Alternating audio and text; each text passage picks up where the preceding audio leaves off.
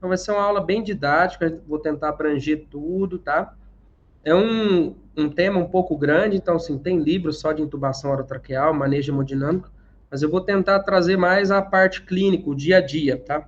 Eu não vou ficar muito focado em anatomia, perder tempo nisso, só vou focar em avaliação clínica do paciente, que vai ser o que nós vamos usar no dia a dia, tá? Vocês fiquem atentos, vou falar das doses, medicações, deixei algumas tabelas no final, para ficar mais acessível para vocês consultar ali no celular, precisar fazer alguma busca rápida, já vai estar tudo pronto. Então vamos lá, pessoal, todo mundo está conseguindo ver o slide? Boa noite, tá dando pra ver sim. Boa noite. Então vamos começar falando sobre o tema de intubação orotraqueal e manejo de drogas, principalmente drogas para anestesia e drogas vasoativas. Então, para começar, nós vamos falar um pouquinho dos métodos que nós utilizamos para a avaliação clínica da via aérea. Então, por que que eu tenho que avaliar a via aérea? Não? Então, eu tenho que saber se esse paciente tem preditores de via aérea difícil, eu vou encontrar alguma dificuldade na intubação. Por isso, é essencial que nós avaliamos a via aérea antes de iniciar a intubação do paciente. Então, o que que eu vou procurar nessa avaliação clínica da via aérea? Então, eu vou olhar a morfologia facial e cervical do paciente. Com isso, eu consigo saber se existe alguma alteração na via aérea dele, por exemplo, um tumor cervical, o paciente fez radioterapia, então você tem a região cervical mais dura, menos móvel para conseguir intubar, o paciente tem um tumor de língua, um paciente tabagista de longa data, então essa língua ela fica menos móvel, então fica mais dura durante a intubação. Então, tudo isso eu tenho que avaliar para saber se o paciente terá ou não preditores de via aérea difícil. Tá? Então, eu vou olhar deformidades cranofaciais, ver se teve algum trauma prévio, fez alguma cirurgia. Tudo isso tem que ser avaliado para me dizer como será difícil essa intubação. Então, dentro dos métodos de avaliação clínica, o mais utilizado é a escala de Malampati. Então, eu vou sentar, o paciente vai ficar sentado de frente para o examinador, eu vou pedir para ele abrir a boca e vou olhar, colocar a língua para fora e vou olhar as estruturas que eu vou conseguir avaliar do paciente. Então, por exemplo, esse Malampati 1, eu consigo ver completamente a amígdala, os pilares amigdalianos e o palato. No Malampati 2, eu consigo ver somente o terço médio da úvula. No Malampati 3, eu enxergo somente a base da úvula. E no Malampati 4, eu enxergo somente o palato duro do paciente. Então, nós consideramos o Malampati 3 e 4 um paciente com provável preditor de viés difícil. Tá? Então, esse é um exame simples, que durante a abertura bucal do paciente eu já consigo inferir. Então, por exemplo, eu vejo se o paciente tem uma língua desproporcional, vejo se ele tem dentes moles, dentes em mau estado geral. Tudo isso eu consigo avaliar com um exame simples, tá? Dando sequência, pessoal, existem algumas distâncias que são importantes durante a avaliação da via aérea. Tá? Essas distâncias vai predizer se o paciente, se eu vou conseguir alinhar os eixos durante a intubação. Por exemplo, aqui existe a distância do mento ao ióide. Pacientes com artrite reumatoide, que eles têm uma artrose na articulação apofisária, que ele não consegue fazer essa hiperextensão do pescoço. Outra medida importante é a distância entre os dentes interincisivos. Então, eu peço para o paciente abrir a boca e verifico se ele tem pelo menos 4 centímetros de distância. Isso é muito importante para a gente avaliar o grau de dificuldade. Tem paciente que abre tão pouco a boca que fica difícil até a gente colocar a lâmina do laringo. Outra medida importante, pessoal, é a protusão da mandíbula. A gente pede para o paciente ver se ele consegue morder o lábio superior com o dente. Então, ele fazer esse movimento, isso indica que ele consegue subluxar a mandíbula e durante a intubação fica mais fácil. Tá? Então, isso são tudo graus de avaliação clínica da via aérea que vai predizer se eu vou ter ou não uma dificuldade de intubação. Então, aqui, pessoal, nesse slide tem algumas alterações importantes para a gente ser avaliado. Então, tudo isso eu chego próximo do paciente, já faço uma avaliação rápida, eu já encontro algumas alterações que vão predizer um grau de dificuldade. Então, vamos lá, pessoal. Então, nessa avaliação clínica da via aérea, o que é importante é nós avaliarmos se vamos ter alguma alteração que dificulte a intubação. Então, nesse paciente da esquerda, aqui na parte de cima, nós temos um paciente retrognata, esse queixinho para dentro dificulta muito a intubação. Tá? Na parte da direita, essa paciente com essa macroglossia muito importante. Então, nesse caso, nós não conseguimos nem colocar o laringoscópio na boca da paciente. Então, essa paciente ela tem que ser feita uma via aérea cirúrgica direto, pessoal. Na parte aqui inferior, nós temos esse paciente obeso. O paciente obeso ele tem que ser posicionado adequadamente para nós conseguirmos alinhar os eixos e facilitar a intubação. Então, eu vou mostrar lá na frente o posicionamento de rampa que nós fazemos para pacientes obesos, tá? Olha para vocês verem. Então, o meato acústico do paciente tem que ficar na altura do externo. Olha para vocês verem a diferença de altura que está. Aqui eu vou ter muita dificuldade na intubação se eu não posicionar bem esse paciente. Então, nas crianças, o que nós vemos, pessoal? As crianças elas têm proporcionalmente uma língua maior que a cavidade oral em relação aos adultos, tá? Então, nesse paciente nós vemos uma micrognatia, uma boquinha pequena, uma língua proporcionalmente maior. Isso também é um fator de dificuldade durante a intubação. Então, essa tabelinha, ela mostra os graus de dificuldade, alguns preditores de dificuldade em intubação orotraqueal. Quais são esses preditores, né? Então, o paciente que teve uma intubação difícil prévia, então esse aqui é um dos piores que eu tenho que ficar atento, pessoal. Quem teve uma dificuldade em intubação prévia, esse eu tenho que ficar muito atento, porque provavelmente ele vai ter uma segunda dificuldade, tá? Então, o paciente que não consegue abrir a boca adequadamente, aquela distância tiro-mentoniana que eu expliquei para vocês, muito curta, externo-mentoniana, que ele não consegue peristender bem o pescoço, tá? Ó, a extensão da cabeça reduzida, o Mallampati 3 e 4 e a questão da protusão mandibular, tá? Então, tudo isso são preditores de dificuldade de intubação.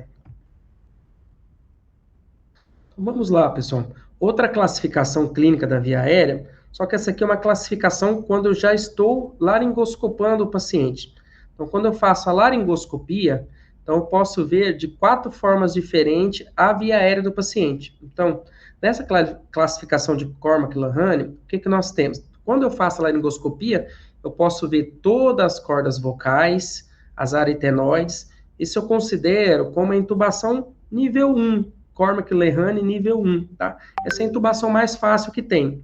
No nível 2, eu consigo ver só a parte inferior das cordas vocais, que aqui também nem está mostrando, tá? E as cartilagens aritenoides. Então, no nível 3, na classificação 3 de Cormack-Lehane, eu consigo ver apenas a epiglote. Tá? E na classificação 4, eu consigo ver somente a base da língua, tá, pessoal?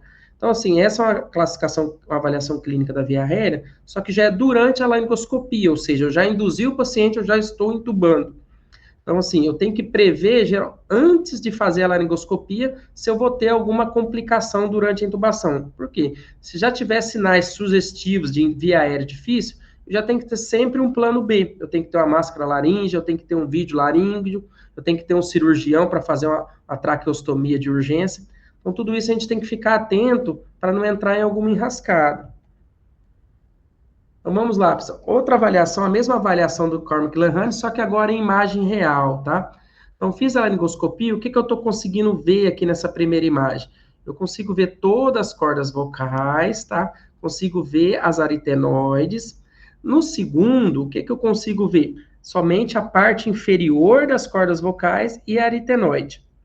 Na terceira, na classificação 3, como eu disse para vocês, eu consigo ver somente a epiglote, e na classificação 4, nem a epiglote eu consigo ver.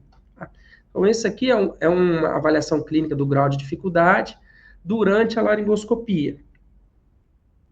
Então, pessoal, existe um método pelo ATLS, que é o mnemônico Lemon, que vai ter sinais sugestivos, tá, de via aérea difícil. Então, o que eu vou observar? Então, é o que eu já expliquei para vocês. O L do Lemon significa look, então eu vou avaliar esse paciente, eu vou olhar para esse paciente para ver se tem alguma coisa que dificulta a intubação, tá?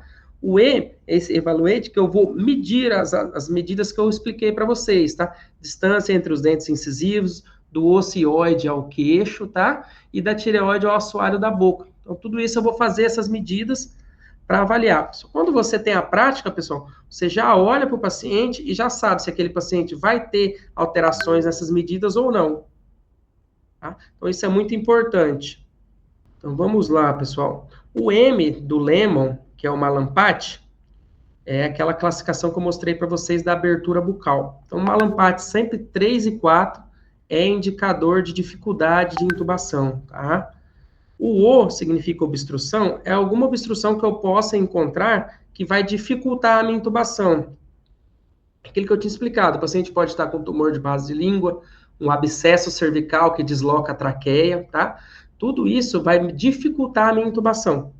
E o N de neck da mobilidade cervical. Então, se o paciente não consegue hiperestender o pescoço, aumenta o grau de dificuldade da intubação. Essa imagem eu trouxe, pessoal, só para vocês entenderem como é que funciona a relação da epiglote com a traqueia, tá? A epiglote é essa estrutura aqui.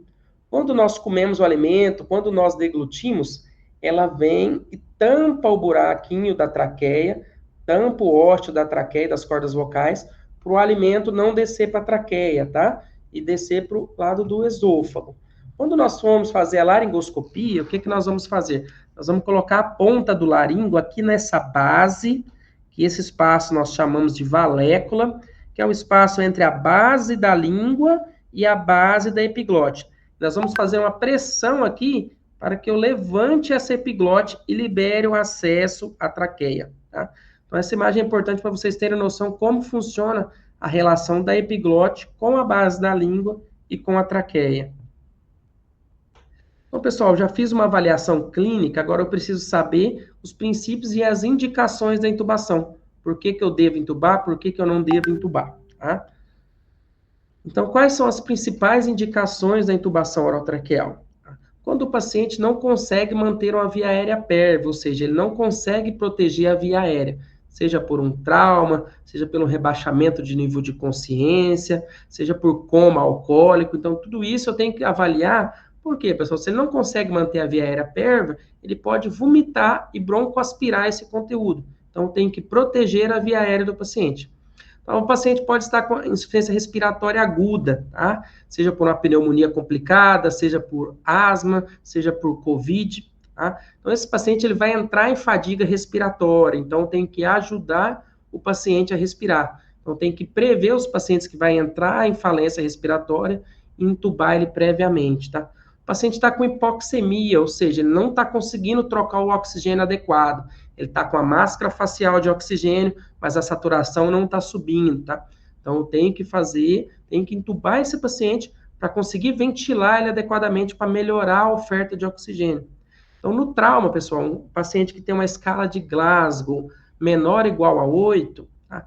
Com um trauma, isso é sugestivo de que eu tenho que intubar esse paciente. Tá? Então, sempre lembrar disso.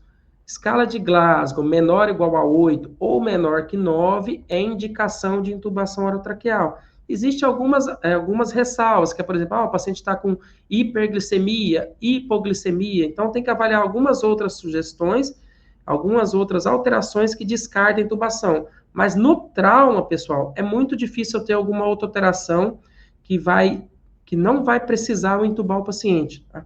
Então, sempre lembrar disso. Glasgow foi feito para o trauma. Glasgow menor ou igual a 8 é indicativo de intubação orotraqueal. É indicativo de proteger a via aérea do paciente. Tá? Paciente com instabilidade hemodinâmica muito grave ou parada cardiorrespiratória, eu também tenho que intubar esse paciente, tá? Para melhorar a oferta de oxigênio. Então, pacientes, por exemplo, pessoal, que tem queimaduras extensas, queimadura da face. Então, para proteger esse paciente, eu também tenho que intubar ele, tá? E as questões eletivas de procedimentos e cirurgias.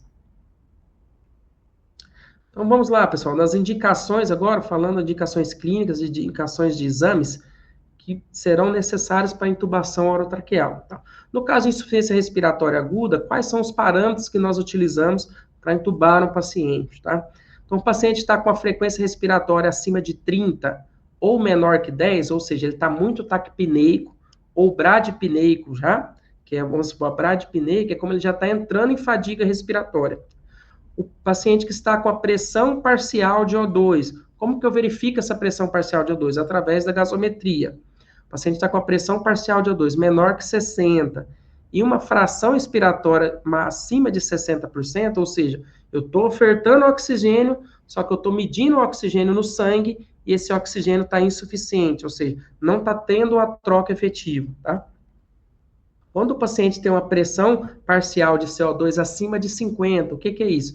O paciente não está conseguindo ventilar adequado para exalar o CO2, para exalar o dióxido de carbono. Ele está acumulando no corpo, tá? Então, com isso, ele vai reter CO2, vai fazer uma acidose no sangue e vai piorar ainda mais. Então, tem que intubar esse paciente para corrigir essa acidose, tá?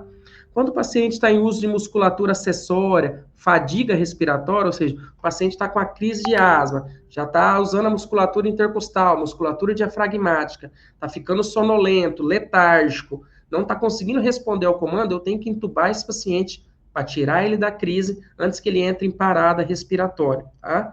Um paciente com síndrome de desconforto respiratório, pneumonia grave, são todas indicações de intubação, tá?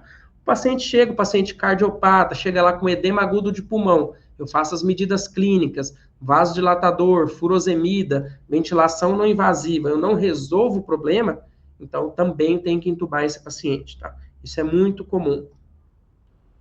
Então, pessoal, pensando na intubação, quais serão os equipamentos necessários, equipamentos essenciais para promover uma intubação de sucesso? Então, primeiro, o mais importante é o laringoscópio, pessoal. No laringoscópio existe basicamente dois tipos, das lâminas retas e lâminas curvas, tá? Miller e McIntosh. Miller são as lâminas retas e a curva McIntosh. Vou mostrar outra imagem para vocês, tá? As lâminas retas, hoje em dia, elas estão em desuso, são usadas principalmente na neonatologia e na pediatria, tá? Na intubação de emergência, nós preferimos sempre, a partir de criança, a partir de 2 anos, usar a lâmina curva, tá? Isso é preferência nossa, de emergencista, de anestesista, tá? Os pediatras, neointensivistas, eles usam lâminas retas até pacientes maiores, 4, 6 anos de idade, tá? Só que nós, dentro da emergência, dentro da anestesia, a partir de 2 anos, nós já utilizamos lâminas curvas. Outro dispositivo muito importante é a cânula orofaríngea, a cânula de Guedel, tá? Vou mostrar a imagem para vocês. Então, quando o paciente está inconsciente, não consegue manter a via aérea pérvia, eu coloco essa cânula de Guedel na via aérea, que eu consigo elevar a base da língua e desobstruir a via aérea dele, tá? Então, elas existem de vários tamanhos, desde neonato até paciente adulto, tá? Quando eu vou utilizar ela? Quando o paciente está inconsciente, não tem uma via aérea pérvia, quando eu vou ventilar o paciente, estou com dificuldade de ventilação, tá? Então, sempre passo essa cânula para conseguir desobstruir a base da língua do paciente e melhorar a ventilação, tá? Então, essas são as cânulas de Guedel. Eu vou mostrar como eu passo ela para vocês, tá? Elas têm de diferentes tamanhos e vai variando a cor, tá? O tamanho delas varia de marca para marca, tá? No paciente adulto, geralmente nós usamos a cânula 3 ou a cânula 4, tá? Aí você comparar marcas diferentes, você vai ver que a número 3 de uma marca é diferente da número 3 da outra. Mas no paciente adulto sempre fica entre lâmina 3, cânula 3 e cânula 4. Outra cânula importante é a cânula nasofaríngea, tá? Ao invés de eu passar a cânula de Guedel que eu passo pela boca, a nasofaríngea eu passo ela pelo nariz e ela vai lá na hipofaringe, pessoal. Então, isso, eu tiro a língua da jogada e eu consigo jogar oxigênio pelo nariz direto lá na nasofaringe, tá? Direto lá na hipofaringe, bem próximo da traqueia, tá? Então, quando eu vou utilizar ela? O paciente tem algum trauma oral ou tem algum problema que ele não consegue abrir a boca para eu colocar uma cânula de Guedel, tá? Então, a cânula nasofaríngea ela é muito utilizada no trauma. Por quê? Ela incomoda menos que a cânula de Guedel, tá? Então, inclusive, eu consigo passar ela até no paciente acordado, tá? Então, essas são as cânulas nasofaríngea, eu passo ela e ela fica lá atrás da nasofaríngea do paciente. Aí o que acontece? Eu desobstruo o paciente e posso jogar oxigênio dentro dessa cânula, que o oxigênio vai lá para a traqueia e depois os pulmões, tá? Então, outro equipamento muito importante, pessoal, é o uso do fio-guia, tá? O fio-guia foi muito marginalizado durante o COVID, porque teve muita lesão de traqueia durante a intubação, tá? Mas ele é um equipamento extremamente útil, tá? Quando eu tenho um paciente com via aérea difícil, o paciente tem uma via aérea muito anteriorizada, o que acontece? Eu faço a laringoscopia, mas a traqueia está muito superior, então eu não consigo fazer o movimento para o tubo subir até lá na traqueia. Então, eu utilizo o fio-guia, e esse fio-guia eu vou deixar o tubo nessa posição aqui, ó, semelhante a um taco de hóquei, tá? Semelhante à letra C, que eu consigo manipular esse tubo para achar a posição dele e a altura da traqueia, tá? Então, sempre, pessoal, eu vou mostrar no vídeo lá no final da aula, eu não introduzo o tubo até o final, eu não introduzo o fio guia até o final do tubo, tá? Inclusive, aqui ele está muito próximo, eu deixo até menos ainda. Por quê?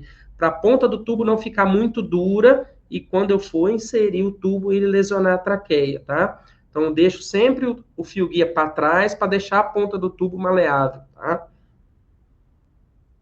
Outro dispositivo, pessoal, agora vamos falar dos dispositivos auxiliares, tá? Nós temos os videolaringoscópios, tá?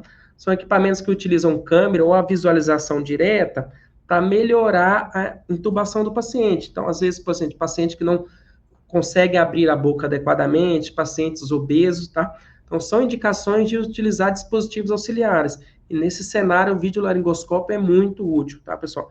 Então, eles existem com lâminas descartáveis, lâminas reutilizáveis, são dispositivos que têm a tela acoplada, eu posso ligar a tela dele num tablet, ligar numa torre de endoscopia, tá? Então, são vários tipos. Então, trouxe alguns para vocês verem, pessoal. Então, esse aqui tem a tela acoplada ao videolaringoscópio. Essa lâmina é uma lâmina de plástico descartável, tá? Então, esse é um modelo. Tem outros modelos que, ao invés de ter a câmera acoplada, eu consigo pegar um cabinho e ligar num tablet, por exemplo, ligar no meu celular. Tudo isso para facilitar a intubação, tá, pessoal? Então, nós temos o o laringoscópio articulado, tá? Então, o que que acontece, pessoal? Antigamente utilizava-se muito, hoje em dia está em desuso, tá?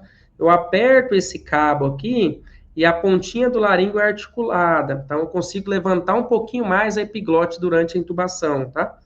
Hoje em dia está cada vez mais em desuso, tendo em vista que tem a grande disponibilidade dos videolaringoscópios, tá? Mas assim, se utiliza bastante em cidades menores, que você não tem videolaringoscópio disponível. Então vamos lá, pessoal. Dentro da questão da anatomia, então é importante. Saiu errado aqui essa questão, pessoal. Não é da anatomia, tá falando dos equipamentos, tá? Então nós sempre devemos fazer a escolha adequada dos equipamentos. E essa escolha tem que ser feita previamente, tá? Porque isso vai reduzir as falhas e as complicações da intubação. Tá? Então a taxa de sucesso da intubação é dependente principalmente de você prever situações catastróficas. Então você vai prever situações de dificuldade. Com isso vai facilitar muito o manejo, porque você avaliou o paciente, você viu que ele tem preditores de VR difícil, você vai ter que deixar sempre um plano B, um plano C. Avisa a equipe da enfermagem. Esse paciente eu vou precisar de um fio guia, de um buge, de uma máscara laríngea de resgate, tá? Vou precisar de um videolaringoscópio. Tudo isso você facilita a abordagem da VR do paciente. Uma coisa é você deixar tudo montado, pessoal. Outra coisa é ali durante a correria, você está entubando o paciente, não está conseguindo, não tem um aspirador para você fazer uma aspiração da secreção, os meninos da enfermagem estão tudo perdidos porque você não orientou o que você precisa, eles não sabem quais drogas você vai utilizar. Então, tudo isso tem que ser feito em conjunto, pessoal. Sempre médico, enfermeiro, técnico de enfermagem, converse antes, define a função de cada um, tá? Então, isso é muito importante. Quando eu trabalhava na Santa Casa de Pontal, lá tinha 3 médicos que eram os coordenadores. Tinha um anestesista, um cardiologista e um cirurgião. Então, a equipe de enfermagem era muito bem treinada, porque o cirurgião treinava a parte dela, o cardiologista treinava a parte dele e o anestesista treinava a parte dele. Então, quando nós íamos entubar um paciente, já era muito natural. A enfermeira já definia as funções de cada uma. Fulano, você vai ficar na medicação. Fulano, você vai ficar no ambu, no oxigênio. Fulano, você vai montar os equipamentos. Então, tudo isso, pessoal, é um trabalho em equipe. Então, isso é construído ao longo do tempo. Então, se você deixa para preparar as coisas já quando está entubando o paciente, o risco de falha aumenta muito. Então, isso é muito importante vocês levarem em consideração. Sempre preparar os equipamentos antes da intubação. Então, continuando nos dispositivos auxiliares, temos o ambu, que é aquele dispositivo bolsa, válvula, máscara, tá?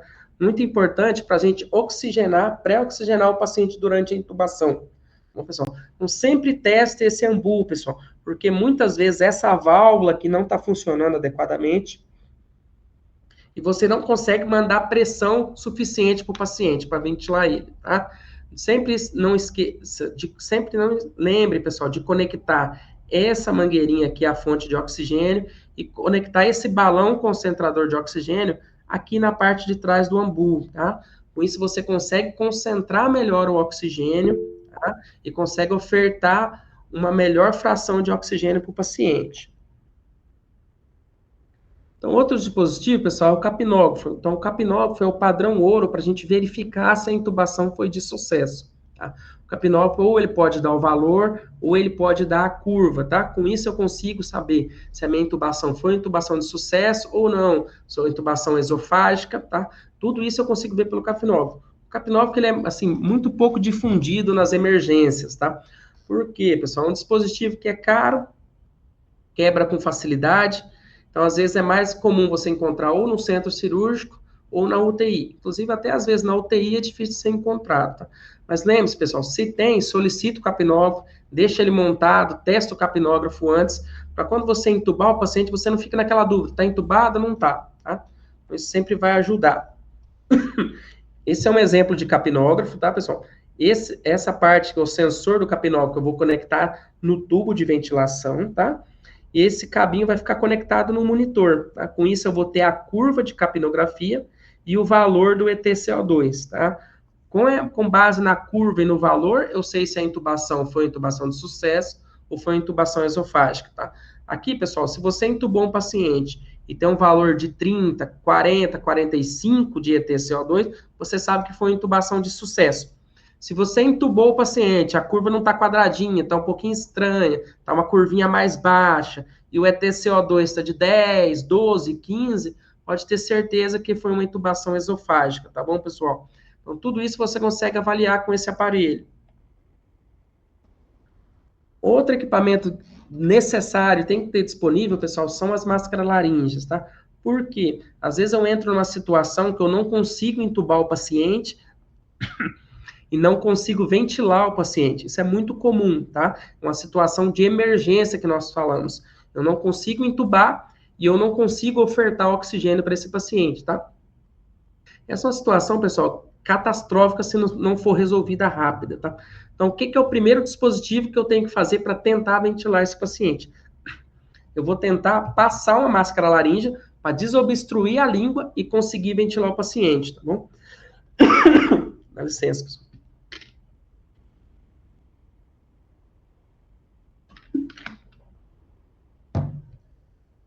As máscaras laríngeas, elas têm de vários tipos, tá? Tem máscara do tipo 1, máscara a gel. Essa máscara aqui, pessoal, quando você coloca, a temperatura do calor faz o gel da ponta da máscara moldar a base da língua, tá? Então você tem uma vedação muito melhor. E na lateral da máscara, você tem um canalzinho aqui que você consegue aspirar a secreção gástrica sem precisar tirar a máscara, tá? Esse outro tipo aqui é a máscara da primeira geração, tá? É uma máscara que não tem o canal lateral para você aspirar a secreção gástrica, tá? É a máscara mais barata, que tem mais disponível, tá? Só que é uma máscara mais ruim, mais difícil de passar, tá? Essa máscara aqui também é uma máscara de segunda geração. Você percebe que aqui, ó, você tem esse caninho aqui na lateral, que ele vai aqui na ponta para você fazer a aspiração de conteúdo gástrico com a máscara laríngea. Então, a máscara laríngea na intubação, ela serve principalmente para isso, pessoal. Você está numa situação de emergência, não conseguiu intubar o paciente, não está conseguindo ventilar ele, ou seja, você não intubou e não está conseguindo ofertar oxigênio, você passa a máscara laríngea, ventila esse paciente, aí você tem duas opções, ou acorda o paciente, ou resolve o problema que você não conseguiu intubar. Você não conseguiu intubar porque não tem um vídeo-laringo, porque não tem um bujo, um fio-guia, não está posicionado adequado o paciente. Então, você tenta resolver os fatores que atrapalharam a sua intubação para tentar refazer uma nova intubação. Outro dispositivo que parece muito com o fio-guia é o bujo, pessoal. Só que diferente do fio-guia, o bujo ele é um dispositivo mais maleável, tá? Então, vou mostrar para vocês. Ó, ele é um dispositivozinho de plástico, maleável. Para que serve o bujo, pessoal? Vou mostrar para vocês a principal indicação dele.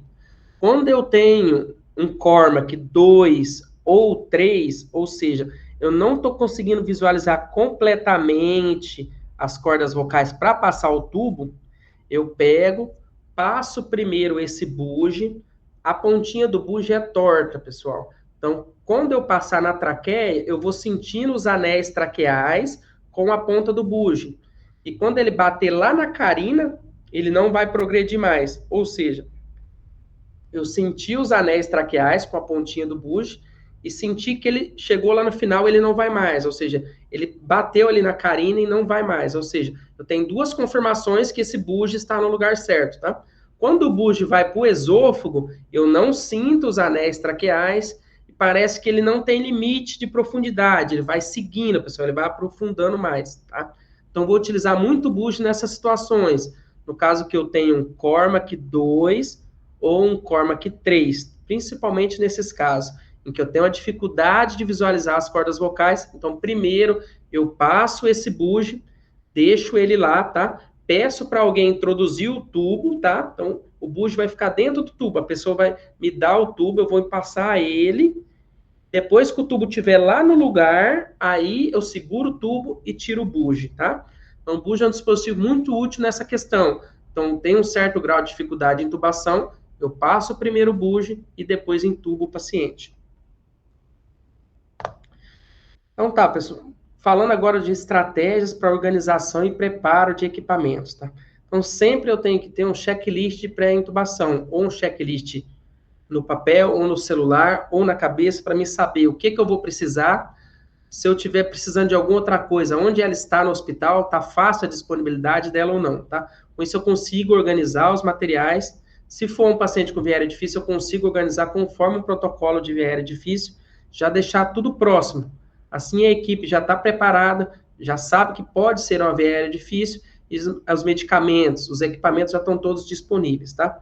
Quanto mais simulações e treinamentos tiverem, pessoal, melhor é, tá? Às vezes você faz uma aula, intuba um paciente, depois nunca mais intuba, ou vai intubar daqui 2, 3 anos num plantão que você for dar. Então, você vai ver que a prática é essencial para manter a constância, para manter a perfeição, pessoal. Então, quanto mais você intuba, mais prática você está tendo, tá? E o interessante não é só ir lá no estágio e intubar um paciente, você tem que ter a visão geral, pessoal. Por que eu estou intubando? Que drogas estão sendo usadas, tá? Então, tentar aprender todo o manejo da intubação. Eu sei que no começo é difícil, no começo a pessoa quer só intubar. Então, você intubou, você vai e pergunta para o médico, tá? Que medicamento você usou? Que dose você usou? Tá? Para vocês terem uma noção do macro, entender o porquê que intubou, quais medicações foram utilizadas e como intubar. Então, tudo isso é um conjunto. Quanto mais cedo vocês aprenderem, mais preparados vocês estarão. Então, vamos lá, pessoal. Até aqui tem alguma dúvida? Alguém querendo fazer alguma pergunta? Doutor, eu queria saber só em relação à quantidade de tempo que a gente pode deixar, por exemplo, a máscara laríngea sem ela trazer algum problema para a traqueia do paciente. Certo, perfeito. Uma pergunta excelente. Na questão de emergência, a gente pode deixar de 2 até 4 horas a máscara laríngea, tá? Então, assim, hoje em dia nós temos máscara laríngeas que tem uma fixação, um acoplamento muito bom, tá? Então, por exemplo, nós utilizamos muito em cirurgias, cirurgia plástica, cirurgia que não tem um potencial álgico muito grande, nós deixamos até 4 horas a máscara laríngea, tá? O porquê que nós não deixamos mais tempo, tá? Porque a máscara laríngea, ela não é um dispositivo de proteção da via aérea, tá? Então, você, assim, não tem uma proteção total da via aérea. Então, o paciente pode ainda broncoaspirar, tá? Então, o que a gente deixa? Deixa no máximo até 4 horas, para evitar que acumule muita secreção ali na orofaringe, tá? E essa secreção possa descer para a traqueia, tá? Então, na questão da emergência, da intubação, ela funciona como um dispositivo de resgate, certo? Você fez a medicação, o paciente dormiu, está bloqueado, você tentou intubar, não conseguiu, tentou ventilar com a máscara, não conseguiu, aí você passa a máscara laríngea, resgata o paciente. Isso, pessoal, na teoria, às vezes na prática não é tão fácil assim, tá? Às vezes a máscara não acopla, você tem que trocar, então, mas o ideal é sempre assim, tem dificuldade, não conseguiu intubar, não conseguiu ventilar com a máscara facial, o primeiro dispositivo que você tem que tentar é um dispositivo que nós chamamos de supraglótico, é a máscara laríngea que é o mais disponível, tá? Então, você conseguiu ventilar com a máscara laríngea, aí você tem que parar e pensar qual será a sua estratégia. Eu posso acordar esse paciente? Ele tem condições de acordar? Ou eu tenho que manter ele dormindo, encaminhar para um outro serviço, encaminhar para um cirurgião para fazer uma traqueostomia, chamar a ajuda do intensivista, do anestesista para tentar intubar, tá? Então, lembrar sempre disso, a máscara laríngea é um dispositivo de resgate nessas situações que nós chamamos de não intubo, não ventilo. Mais alguma dúvida, pessoal, para a gente continuar? A aula é um pouco extensa, tá? Mas eu tentei apresentar da forma mais prática para vocês, para não ficar batendo em tanta coisa, anatomia, tanta coisa que você não vai utilizar no dia a dia, tá?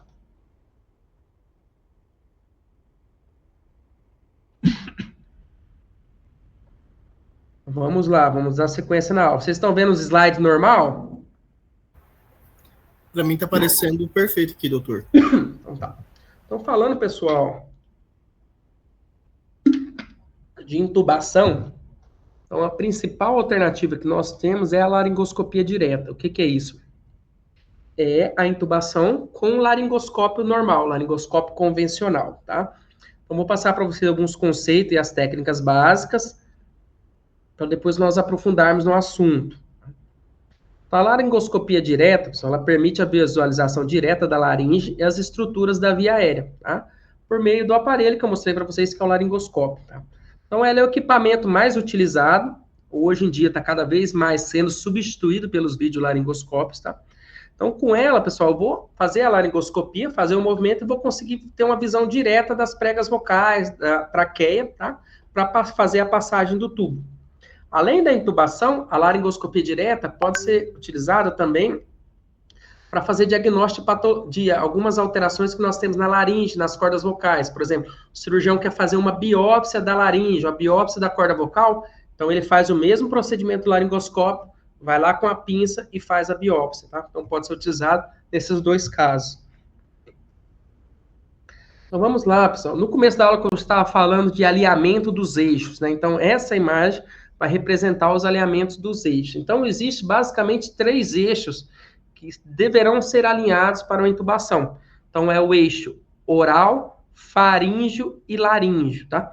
Então, o que nós temos aqui? Na primeira imagem, a gente tem um paciente reto, em decúbito dorsal, sem coxinha occipital e sem hiperextensão da cabeça, tá? Aqui nessa imagem, nós temos um coxim com a hiperextensão da cabeça, tá? Só que tá uma hiperextensão ainda, pessoal, que não está suficiente. Nessa imagem aqui agora, o que nós temos? Ó? Vocês podem ver que nós temos os 3 eixos alinhados, tá? Então, nós deixamos o paciente nessa posição de sniff position, a posição do cheirador. O que significa isso? O paciente, a cabeça do paciente vai ficar olhando para o teto da sala, tá? Então, ela está hiperestendida ao máximo, associada a um coxinho occipital, tá? Lembrar, pessoal, o que nós temos que ter de parâmetro aqui? O lobo da orelha tem que estar mais ou menos na altura do externo do paciente, tá? Com esse, para promover o lobo da orelha no externo do paciente, a cabeça hiperestendida o máximo que puder e um coxinho occipital. Com isso, eu vou conseguir alinhar esses 3 eixos para facilitar a visualização. Tá? Vou mostrar mais uma imagem para frente. Nos pacientes obesos, aquela imagem que eu mostrei lá no começo da aula, nós temos umas diferenças. Vocês veem essa primeira imagem? Qual a diferença do lobo da orelha, pessoal? O lobo da orelha está praticamente na altura do ombro do paciente, tá? Eu preciso do lobo da orelha fique na altura do externo, tá? No paciente obeso, eu não consigo fazer isso só colocando coxinha occipital aqui. Eu preciso fazer uma rampa para apoiar desde a escápula do paciente até a região occipital, tá? Então, pode ser feita uma rampa, a gente faz uma rampa de lençol, ou de edredom, ou de soro fisiológico de 1000 ml, tá? Mas você tem que conseguir fazer essa rampa para permitir o alinhamento, para deixar o lobo da orelha mais próximo da altura do externo, tá? Aqui nessa outra imagem, nós temos o paciente que está na posição reversa de Trendelenburg, ou seja, a cabeça está mais alta que o pé, tá? Associado a isso, ó, tem um coxinha aqui na região escapular menor, mais o coxinha occipital, tá, pessoal?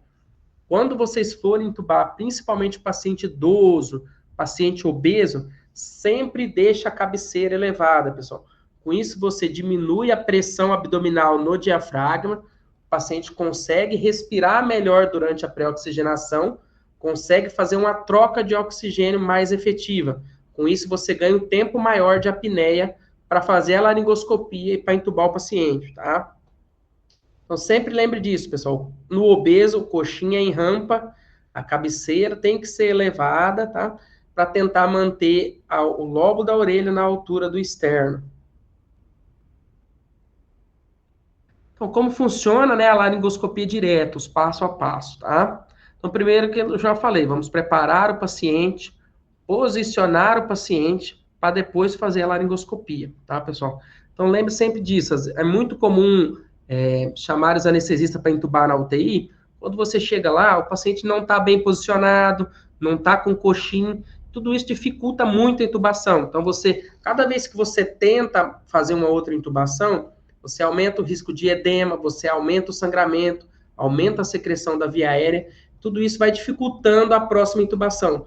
Então, a sua primeira intubação tem que ser a melhor técnica possível. Então, você vai posicionar o paciente, vai usar a lâmina adequada, o tamanho da lâmina adequada, vai deixar os equipamentos todos prontos. Com isso, você vai fazer a sua primeira intubação ser a melhor possível. Porque se você entubou uma vez, não conseguiu, você já tem que pensar no que está faltando para você resolver o problema. O posicionamento não foi adequado, eu estou usando a lâmina errada. Então, tudo isso, pessoal, vai atrasando a intubação, aí você vai ficando preocupado, o paciente está desaturando, não estou conseguindo ventilar. Então, o que você tem que ter na cabeça? Sempre prepara tudo antes de intubar. Quando você for intubar, tenta fazer a sua melhor intubação na primeira tentativa, tá? Então, vamos lá, pessoal. Vou mostrar para vocês uma imagem. Então, quando você for intubar o paciente, quando você for posicionar o laringoscópio, o que você vai fazer? São 3 imagens. A imagem correta é essa da direita aqui. Então, eu vou entrar pelo lado direito da boca do paciente, tá? Eu entro com o laringoscópio pelo lado direito e afasto a língua, ou seja, eu entro pelo lado direito e traciono para o meio da boca a língua do paciente. Com isso, eu afasto a língua do caminho que eu vou fazer com o tubo, tá? Então, eu consigo deixar livre o caminho que eu vou visualizar as cordas vocais e o caminho que eu vou passar com o tubo. Então, sempre for fazer uma intubação, entra pelo lado direito da boca, afasta a língua para o lado esquerdo e vai descendo e tracionando. Você desce um pouquinho, faz a força para ver se está enxergando. Ainda não está. Paro de fazer a força, corro o laringo mais um pouquinho, faço outra força. Ainda não está no local. Desço o laringo mais um pouquinho, faço a força, até eu ver que o laringo está na posição certa, está naquela região da valécula que eu falei para vocês, tá? Depois que eu tiver certeza que ele está na posição, aí que eu faço a força de intubação. Lembrando, pessoal, que muita gente faz errado. O movimento não é esse movimento de alavanca aqui, ó, para intubar o paciente. Se você fazer esse movimento aqui, você vai pegar nos dentes do paciente e aumenta o risco de quebrar, tá? Não é esse movimento aqui durante a intubação. O movimento que eu tenho que fazer é esse aqui, ó. Para frente e para cima, para frente e para cima. Não é esse movimento aqui, tá? Isso é muito importante para evitar trauma dentário. E quando você faz esse movimento, estou com o laringo aqui na minha mão, vou fazer esse movimento aqui. Eu consigo melhorar muito a visualização. Deixa eu só mandar um link aqui, que tem mais uma pessoa querendo entrar aqui. Então, pessoal, essa é a técnica de iniciar a laringoscopia sempre pelo lado direito. Traciona para o centro, traciona a língua para a esquerda, tá? E agora, a nossa ideia é tentar chegar nessa região aqui, pessoal, nessa região da valécula, que é o espaço da base da epiglote com a base da língua. Então, eu vou chegar nessa região, que é o lugar de eu inserir a lâmina. Então, vocês estão vendo que a epiglote, ela está caída na frente da traqueia, na frente das cordas vocais. Então, eu tenho que fazer um movimento para tirar essa epiglote daqui, que é esse movimento que eu falei para vocês. Eu vou encostar a ponta da lâmina aqui e vou fazer esse movimento para frente e para cima, tá? Não vou fazer esse movimento aqui, pessoal, para frente e para cima. Com isso, eu vou conseguir tirar a epiglote aqui da frente e melhorar a visualização. Então, vamos lá, pessoal, só para vocês entenderem, tá? Nesse manequim, como funciona o posicionamento da lâmina, tá? Então, o que vocês estão vendo? Na parte de cima, nós temos basicamente as cordas vocais, as cartilagens aretenoides que eu mostrei para vocês. E aqui na imagem de baixo, nós temos uma base da língua, uma epiglote. Então, eu vou colocar a lâmina do laringo desse formato aqui, ó, entre a base da língua e a epiglote, tá? Então, com isso, eu consigo levantar a base da língua, puxar a epiglote para cima e melhorar o espaço de visualização. Isso é muito importante para vocês terem noção do que acontece quando você posiciona a lâmina do laringo, tá? Em crianças, pessoal, é muito comum acontecer isso aqui, tá? O que ele está fazendo aqui? Ao invés dele colocar na valécula, ele está pinçando a epiglote e levantando ela para cima, tá? Então, nas crianças, principalmente RN, neonatos, é muito comum fazer isso. Você vem com a lâmina reta, pinça e levanta a epiglote, tá? Os pacientes adultos, é cada vez menos comum nós fazermos isso. Por quê? Primeiro que não tem necessidade, você consegue entubar sem fazer isso. E quando você faz esse movimento de pinçar a epiglote aqui, você pode aumentar a reação vagal, um estímulo vagal, e o paciente fazer bradicardia. Então, a gente sempre evita isso no paciente adulto, tá? Então, quando você pinça a epiglote, quando você mexe muito na epiglote, você pode ter uma reação, um estímulo vagal, e o paciente ter bradicardia. Então, a gente sempre evita isso. Sempre coloca o laringo na valécula, nesse espaço entre a epiglote e a base da língua, e traciona para levantar a epiglote e melhorar a visualização. Então, vamos lá, pessoal. Quando nós estamos falando de intubação na emergência, a técnica mais utilizada é a técnica da sequência rápida de intubação, tá? Por que ela é a mais utilizada, pessoal? Quando nós estamos no centro cirúrgico, o paciente, na maioria das vezes, é um paciente eletivo, que está de jejum, que está estável hemodinamicamente, tá? Então, esse paciente, eu posso oxigenar e eu posso ventilar ele, eu posso jogar oxigênio dentro dele, que ele não vai regurgitar porque ele está de jejum. Então, ele não vai broncoaspirar, tá? Na emergência, na UTI, principalmente, os pacientes não estão de jejum, os pacientes são pacientes politraumatizados. Então, com isso, pessoal, tem que ter uma técnica de intubação que eu não vou precisar ventilar o paciente, ou seja, eu não vou precisar jogar oxigênio com pressão para dentro do estômago do paciente, porque com isso eu vou aumentar a chance dele regurgitar e broncoaspirar. Então, por causa disso, na emergência, a técnica mais utilizada é a sequência rápida de intubação. Como que ela funciona, pessoal? Ela é utilizada na intubação de emergência com uma indução rápida e uma paralisia, ou seja, eu vou fazer o paciente dormir rápido e vou utilizar um bloqueador neuromuscular para ele não reagir à intubação, tá? Então, ou seja, eu não vai ter uma ventilação antes da intubação, ou seja, eu não vou jogar oxigênio para dentro antes de eu intubar e proteger essa via aérea, tá? Então, ele é principalmente indicado quando eu tenho risco de aspiração ou tem uma perda iminente da via aérea, o paciente vai parar, o paciente está com a fadiga respiratória muito importante, e nas situações de trauma, tá? Sempre o paciente politraumatizado, eu considero ele como um paciente de estômago cheio, tá? Então, sempre tem que levar isso em consideração, pessoal. Paciente politraumatizado, paciente de emergência, paciente que não está de jejum, eu tenho que fazer a sequência rápida de intubação, tá? Com isso, eu diminuo a chance dele broncoaspirar e tenho uma intubação mais rápida e com maior chance de sucesso. Então, durante a sequência rápida de intubação, nós temos o que nós chamamos de 7 P's, tá? São 7 etapas que nós vamos ter durante a intubação em sequência rápida, tá? Então, aquilo que eu já falei, sempre nós começamos com o P da preparação dos equipamentos, a pré-oxigenação, tá? O pré-tratamento, que eu vou mostrar para vocês o que é. A paralisia, que é o paciente ficar bloqueado para não reagir aos estímulos, tá? Aqui, pessoal, que ele colocou, que eu acho errado, que ele deixou o posicionamento aqui embaixo, tá? O posicionamento, ele tem que ser feito depois que você prepara os equipamentos. Você preparou os equipamentos, você posiciona o paciente para depois fazer o resto, tá? Lembre sempre disso, pessoal. Prepara os equipamentos, posiciona o paciente para depois iniciar as etapas da intubação, tá? Então, vamos lá, pessoal. Dentro da preparação, existe um mnemônico para facilitar vocês lembrarem o que vocês precisam deixar pronto, tá? Que é esse mnemônico do Stop Made, tá? Então, primeiro, eu tenho que deixar um aparelho de sucção pronto, tá? Um aspirador pronto, com a sonda calibrosa. Se o paciente vomitar, eu tenho que aspirar ali antes de entubar o paciente, tá? O T de testar os equipamentos. O de oxigênio, que eu preciso de uma fonte de oxigênio, tá?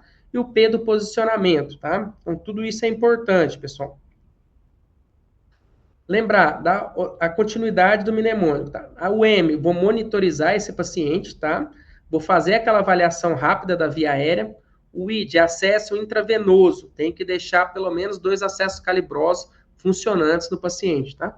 É muito comum, durante a intubação, o paciente mexe um braço, alguém está segurando o equipo e vai e perde o acesso do paciente. Então, sempre tem que ter um segundo acesso funcionante, tá? E o D das drogas que eu tenho que deixar pronta, já preparada e escolhida para a intubação do paciente. Então, primeiro eu fiz a preparação, agora eu vou posicionar o paciente.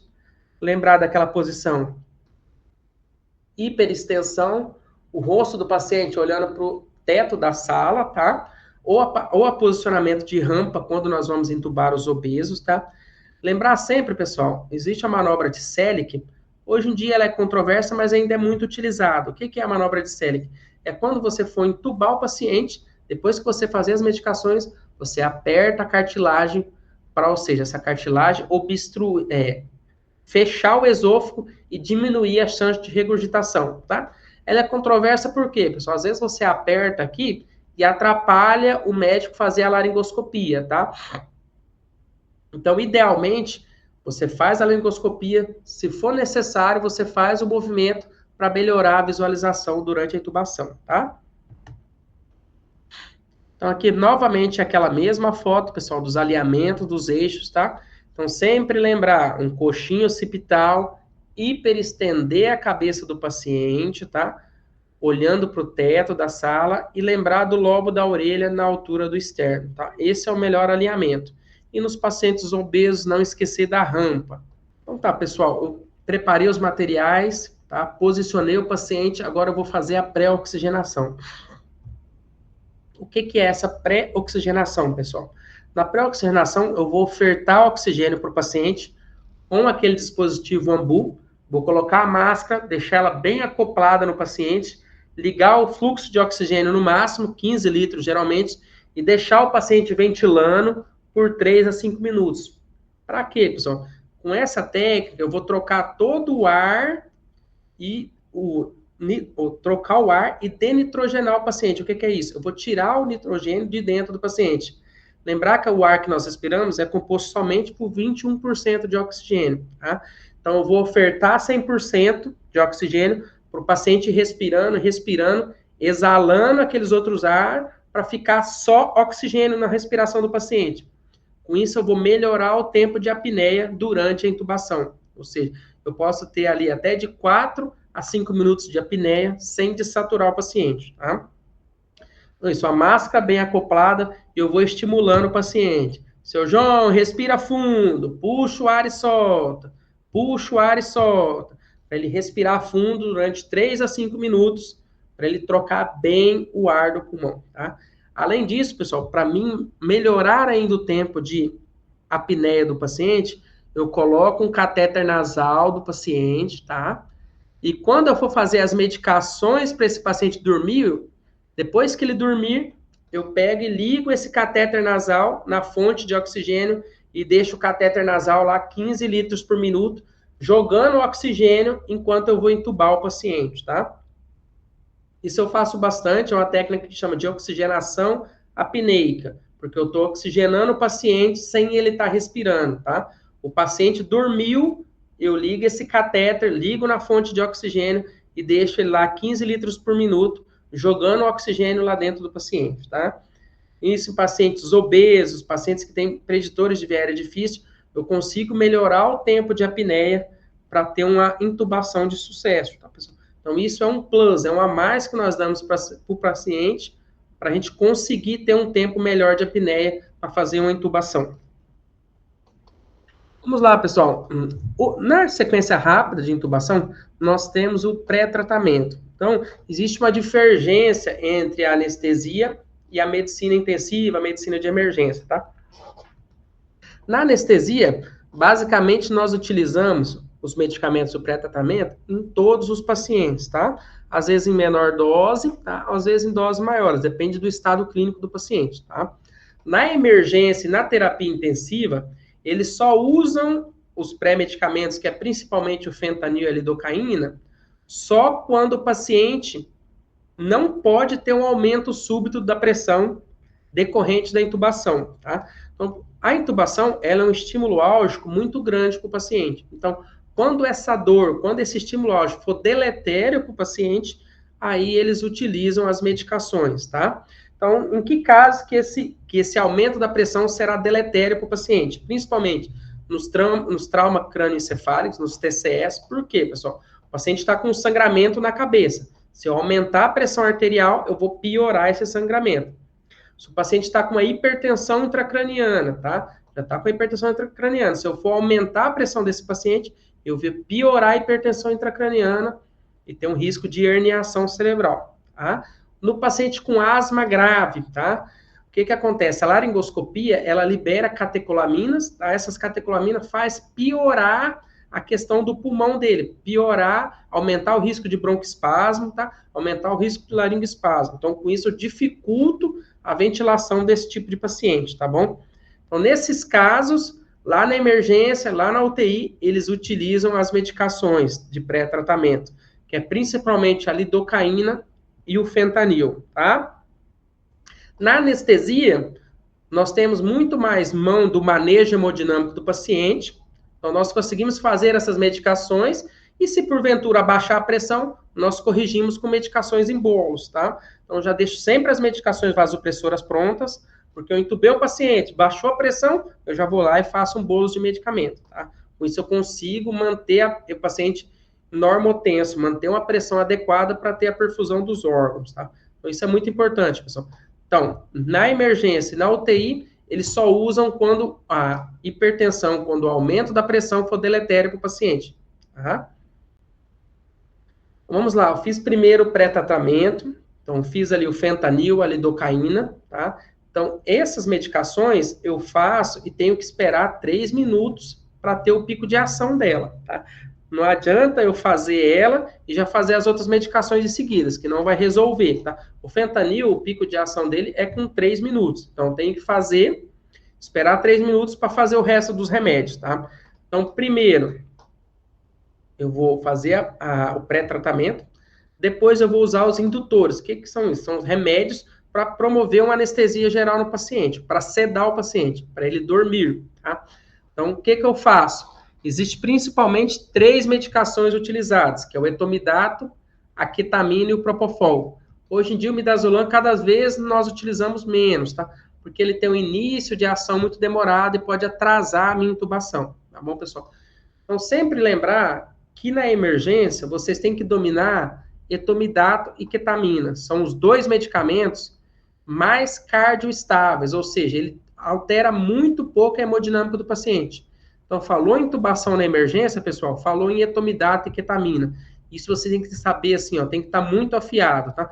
Por quê? Propofol é uma excelente medicação, mas o propofol feito em paciente instável é muito deletério, pessoal. Ele vasodilata, ele diminui o débito cardíaco, diminui a pressão arterial, então ele causa uma série de efeitos que no paciente chocado, no paciente já depledado de catecolaminas, piora muito a hemodinâmica do paciente, tá bom?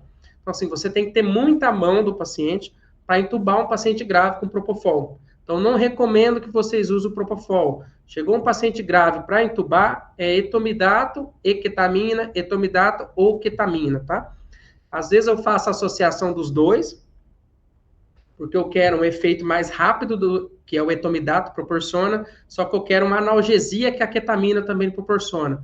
Então, eu misturo os 2 numa seringa e faço dose equipotente cada um. Ou seja, eu faço metade da dose do etomidato, metade da dose da ketamina. Com isso, eu tenho o benefício das 2 medicações, tá? O início rápido do etomidato com a analgesia da ketamina. Além de fazer anestesia geral, fazer o remédio para sedar o paciente, você precisa bloquear o paciente, ou seja, você precisa fazer um relaxante muscular para que esse paciente não reaja durante a intubação. Por quê, pessoal? O paciente está com o estômago cheio. Se você for entubar ele e ele fazer o que nós chamamos de bulking, que é o quê? É ficar tossindo. Ficar tossindo durante a intubação, ele vai jogar esse conteúdo do estômago lá para a traqueia e vai broncoaspirar, tá? Então, você tem que bloquear o paciente. Então, você fez o etomidato, fez a ketamina, em seguida você tem que fazer um bloqueador neuromuscular, tá? Esse bloqueador pode ser a succinilcolina, que é o mais difundido, que está disponível na maioria dos hospitais, ou pode ser o rocurônio, tá? Então, deixei a dose dos dois. Lembrar que você fez o bloqueador, pessoal, você tem que esperar pelo menos de 30 a 45 segundos para entubar. Como que eu sei se o paciente está relaxado ou não? Primeiro, pela dose das medicações e o tempo. Segundo, pessoal, eu estou com a máscara aqui. Quando o paciente relaxar, você vai perceber que o queixo dele vai ficar mais molinho, tá? Então, eu acoplo a máscara, estou aqui oxigenando o paciente. Passou 30 segundos, 40 segundos, eu mexo o queixinho dele para ver se está bem molinho, se eu estou conseguindo hiperestender a cabeça dele. Ele está bem relaxado, aí que eu vou entubar o paciente, tá? Então tá, durante a passagem do tubo, como que funciona? Então eu tenho que entubar o paciente rápido, tá? Eu vou entubar. A melhor confirmação do tubo, pessoal, muitos falam que é o capnógrafo, para você ver a curva, que é para você ver a ausculta pulmonar, mas para mim a melhor confirmação é você que está entubando ver o tubo sendo passado no lugar correto, tá? Você vendo o tubo passar na traqueia, não tem como você entubar errado, pessoal. Então, eu entubei, eu vi passando, mas entubei o esôfago. Então, você não viu passando na traqueia, tá? Então, lembre sempre disso, pessoal. A melhor visualização, a melhor confirmação do tubo é você fazer a laringoscopia e ver o tubo passando pela traqueia. Não tem como você ver o tubo passando e o tubo não estiver no lugar certo, tá? Então, você entubou o paciente, você rapidamente já insufla o cuff do tubo para evitar que o paciente regurgite e esse conteúdo vá para a traqueia, tá? Então, você entubou, insuflou o cuff, agora você vai ventilar o paciente e auscultar os dois pulmões e o epigástrico para ver se está na posição certa, tá bom, pessoal? Então, assim, quando é eu que estou entubando o paciente, eu estou vendo aonde que eu estou passando o tubo. Eu sei que está passando no lugar certo. Então, não preciso me preocupar, pessoal. Eu passei o tubo, insuflei o cuff, dou 2, 3 ventiladas ali para ele oxigenar, já solto o oxigênio, vou fixar o tubo, tá? Vou posicionar o paciente adequado. Aí eu pego, conecto o aparelho de ventilação no tubo, configuro o aparelho de ventilação para ele ventilar o paciente. Porque não tem como estar errado, pessoal. Eu vi passar o tubo, tá? Quando eu vejo passando o tubo, eu tenho certeza que ele está no lugar, tá? Vocês que estão iniciando agora, vocês sempre tentem ver isso. Tentem ver a passagem do tubo na traqueia, nas cordas vocais, tá? Passou o tubo, você já insufla o cuff, ventila e vai auscultar, tá? Primeiro, pessoal, ausculta o epigástrico. Porque se você já estiver escutando ruído no epigástrico, já significa que ele está na posição errada. Então, como que eu faço? Eu entubei, sei que está no lugar certo, eu dou 2, 3 ventiladas. Se eu já vejo o tórax do paciente expandindo, eu já sei que está no lugar certo, pessoal. Mas vocês estão começando agora, sempre faz da maneira correta. Entubou, insuflou o cuff, ausculta o epigástrico, ausculta os dois pulmões, vê se está tendo expansão do tórax, tá? Se tiver capnografia, conecta a capnografia e olha o padrão da curva, olha o valor do ETCO2, tá? É muito bom vocês terem todo esse raciocínio para vocês fazerem, repetirem, para vocês terem a certeza, com o passar do tempo, vocês vão vendo que entubou, você viu passando, você já ventila, vê a expansão do tórax, já sabe que está na posição correta, tá?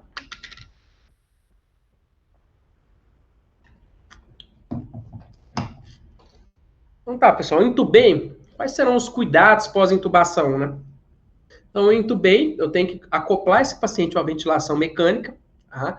Então, eu vou utilizar a técnica de ventilação protetora, que é 6 a 8 ml por quilo de volume corrente, tá? Vou promover uma sedação e uma analgesia, ou seja, eu entubei esse paciente, agora eu tenho que manter ele dormindo e manter ele sem dor, tá? Isso é o ideal. Você entubou o paciente, você já liga uma sedação midazolam, fentanil, ketamina e fentanil, aí depende do disponível no serviço, remifentanil, propofol, precedex e ketamina, tá?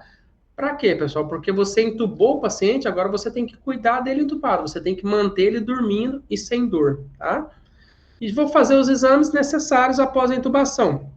Vou coletar uma gasometria para verificar se a minha ventilação mecânica está adequada.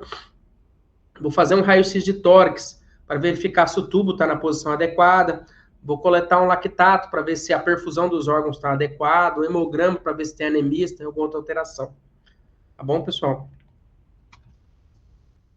Vamos lá, pessoal. Aqui alguns casos especiais e algumas contraindicações do uso de algumas medicações, tá? Na minha prática clínica, pessoal, eu uso muito pouco succinilcolina, tá? Ela é uma medicação muito antiga, ela causa um aumento transitório do potássio, do nível sérico dele até de 1 a 1,5 acima do que o paciente estava. Então, se é um paciente renal crônico, se é um paciente acamado, se é um paciente queimado, então esse aumento do potássio pode ser muito deletério para o paciente, tá? Então, eu evito utilizar a succinilcolina. Então, quando eu evito utilizar a succinilcolina, eu uso basicamente o rocurônio para entubar os pacientes, tá? Mas vocês vão ver que alguns hospitais menores não tem o rocurônio, vai ter só a succinilcolina disponível.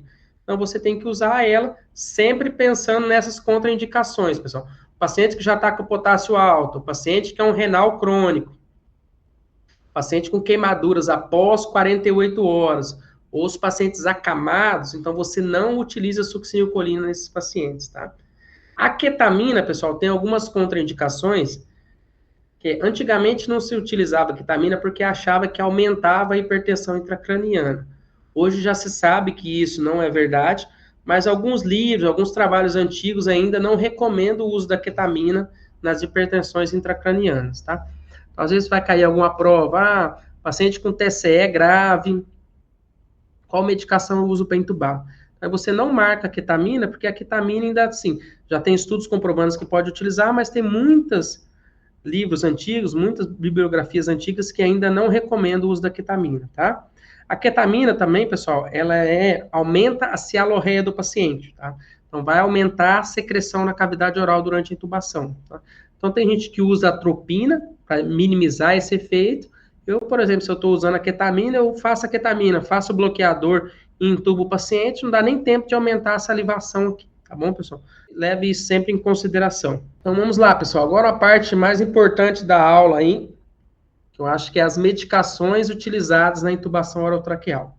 Então, eu falei do etomidato, propofol, ketamina, succinilcolina, rocurônio, agora eu vou explicar cada um deles, tá?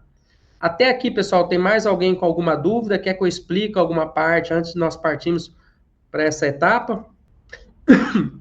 Então tá. Dentro das medicações, pessoal, a intubação orotraqueal, ela depende sempre de uma sequência na sua cabeça, bem planejada, dos medicamentos que vai garantir uma sedação, uma analgesia e um bloqueio muscular. Associado a isso, você tem que manter a estabilidade hemodinâmica do paciente, tá? Não adianta você fazer muita medicação, o paciente ficar muito sedado e a pressão do paciente ir lá embaixo, tá? Você sempre tem que pensar no meio termo. Eu tenho que sedar esse paciente, eu tenho que diminuir a dor dele, só que eu tenho que manter a estabilidade hemodinâmica. Então, aqueles 7 P's da intubação, só repetir a imagem aqui, tá, pessoal? Então, como que vai funcionar as medicações na intubação? Então, montei essas tabelinhas para ficar mais fácil para vocês entenderem. Então, de agentes pré-tratamento, eu vou utilizar a lidocaína ou fentanil, que eu expliquei para vocês. Lembrar que na emergência e na terapia intensiva, só utiliza essas medicações caso o aumento da pressão arterial seja deletério para o paciente, tá?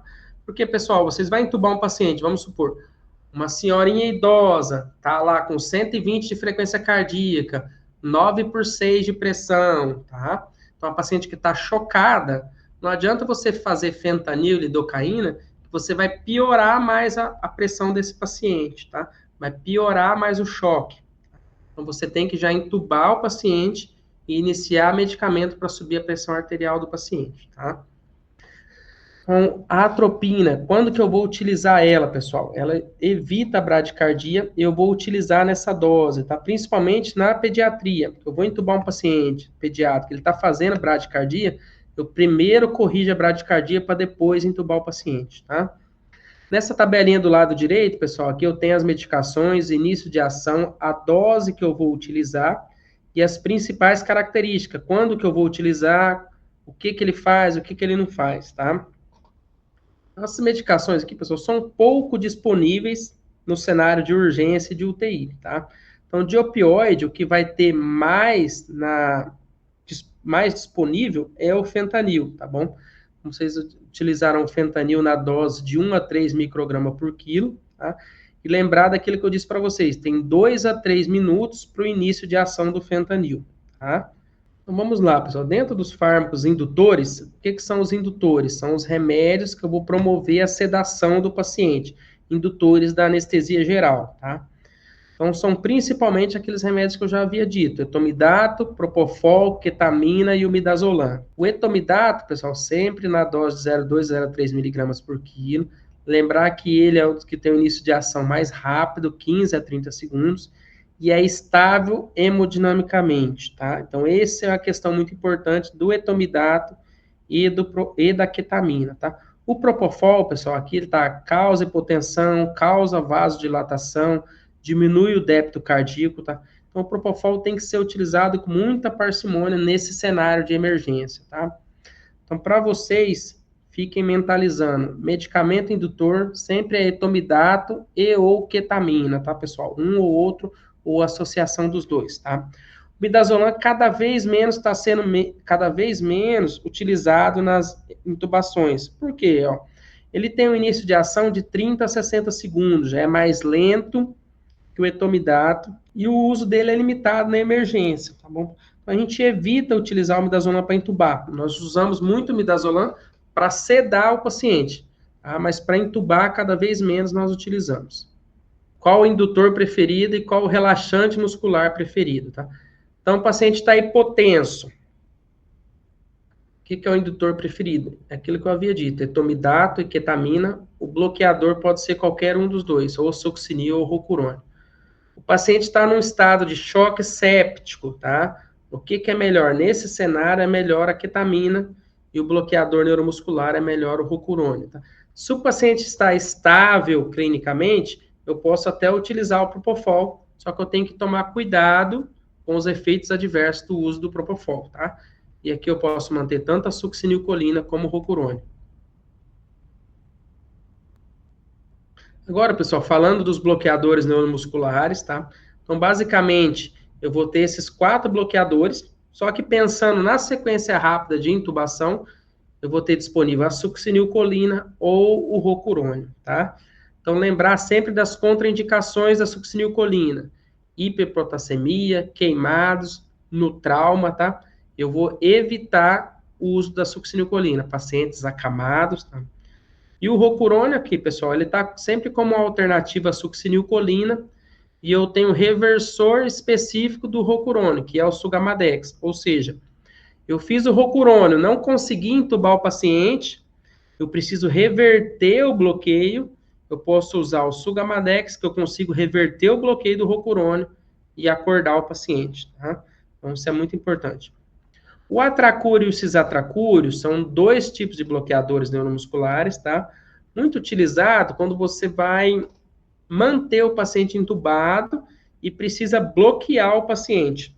Então, preciso manter ele entubado e preciso que ele não mexa, para ele ficar melhor acoplado à ventilação mecânica.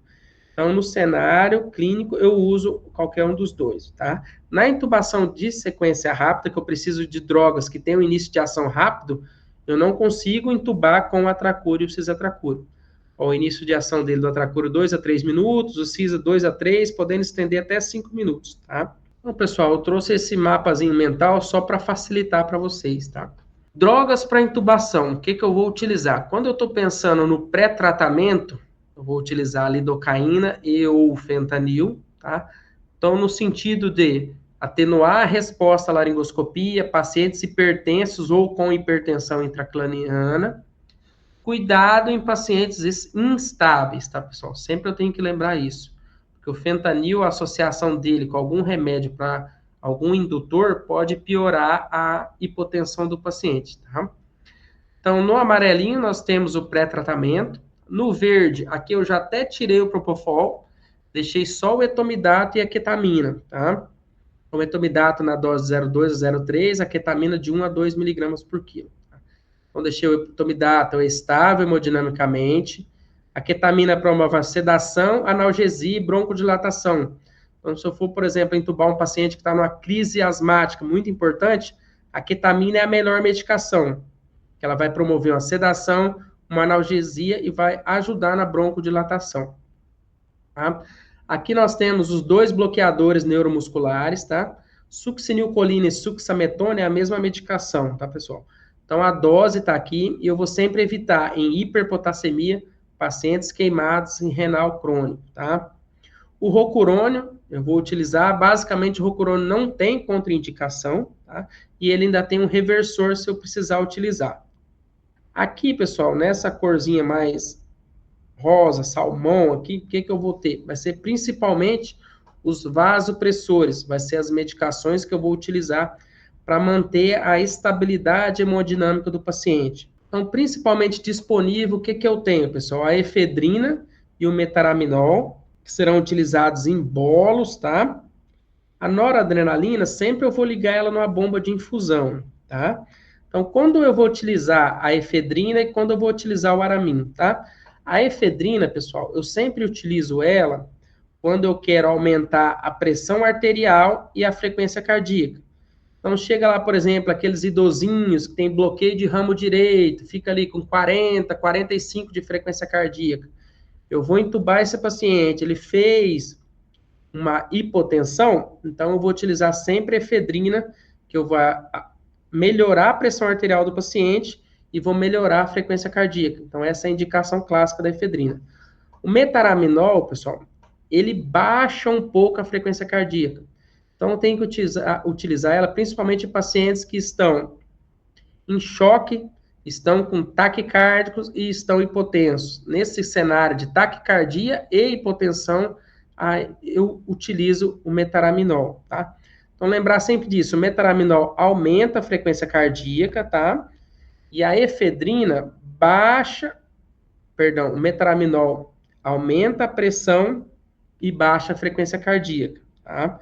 A efedrina, ela vai aumentar a pressão e vai aumentar também a frequência cardíaca.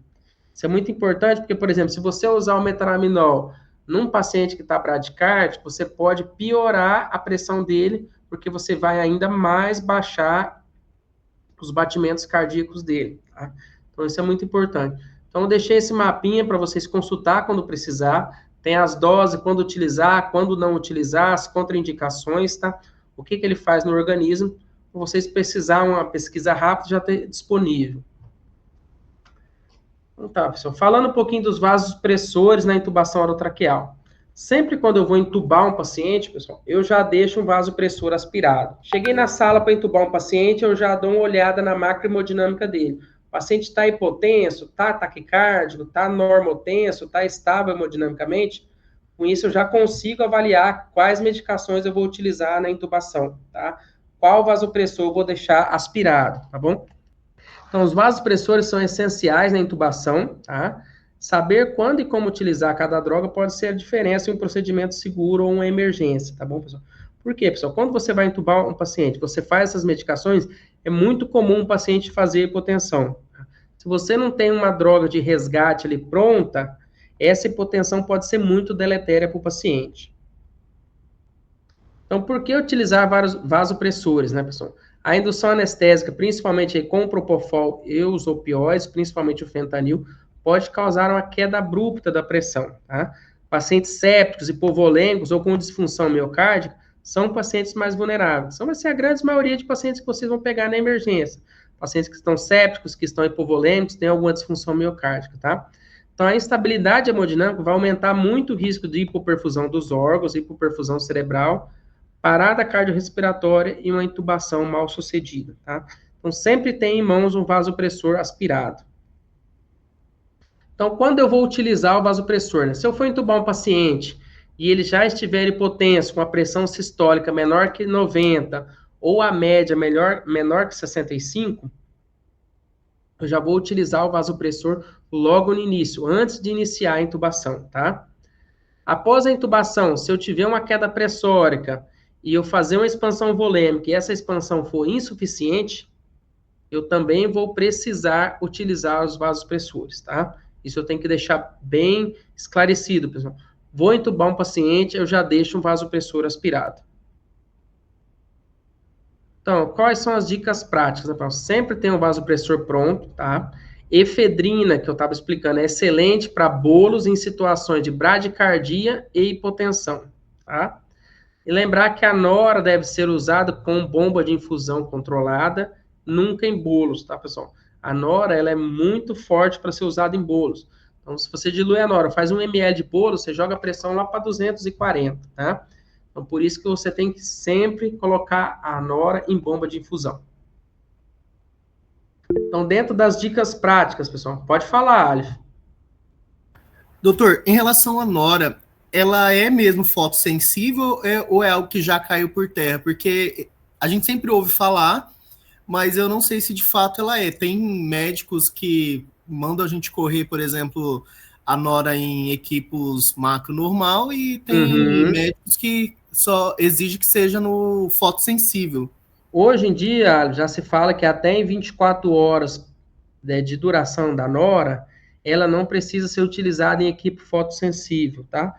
Então, assim, geralmente você vai trocar o soro antes de 24 horas, então não precisa mais ser utilizada em equipe fotossensível. O que eles falam sempre é, segue a rotina do hospital. Se o hospital pede para colocar em fotossensível, coloca, entendeu? Mesmo sabendo que não é uma medicação fotossensível. Perfeito, então, doutor. Obrigado. Tá? Mas hoje em dia pode-se usar até 24 horas numa equipe que não seja fotossensível. Então, pessoal, um fluxograma dos vasopressores, né? Então, o paciente está instável hemodinamicamente, se ele tiver, primeiro eu vou tentar fazer uma expansão volêmica, tá? Depois da expansão volêmica, ele continua hipotenso, aí eu vou administrar os vasopressores, tá? Principalmente naquela situação, pessoal. Lembrando, bradicardia, eu vou utilizar efedrina ou etilefrina, tá? E na taquicardia, por que eu falo isso, pessoal? Sempre você tem que fazer uma droga e saber o efeito colateral dela, tá? Lembrar que efedrina e etilefrina aumenta a pressão, aumenta os batimentos cardíacos, tá? Fenilefrina e metaraminol, ele aumenta a pressão, mas baixa os batimentos cardíacos. Então, se eu já tiver um paciente bradicárdico com a frequência cardíaca limítrofe, se eu for usar fenilefrina ou metaraminol, eu vou piorar muito esse paciente, porque eu vou baixar ainda mais a frequência cardíaca, tá? Sempre lembrar disso.